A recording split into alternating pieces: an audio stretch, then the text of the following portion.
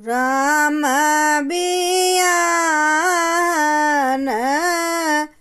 चले राजा दशरथ, छत्तीस भजन बजाय। बीच महलिया में नाचई पतुरिया, धनी दशरथ तोहरी भाग।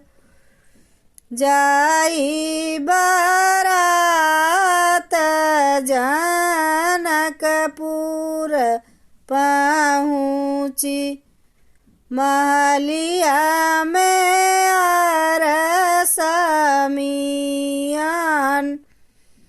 राम लखन दुइनो पूछन लागे, कौन है जनक दुआर।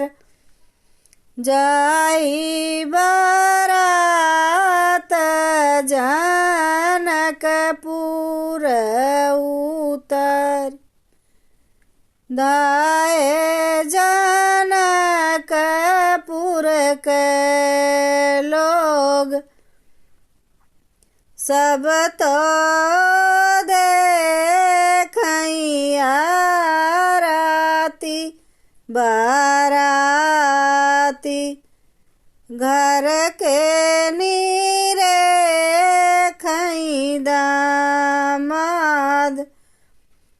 लक्ष्मण निहारई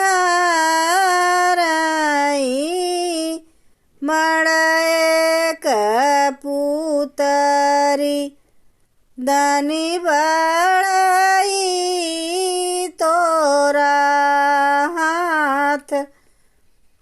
नहीं हम लेबई ससुरु अनधन सोनवा, नहीं लेबई छकड़ा लदई।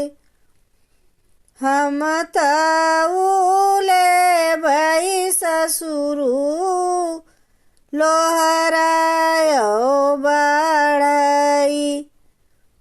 जे यही पुतरी उरेही, वहीं पर आई गए लक्ष्मी निधि सारे।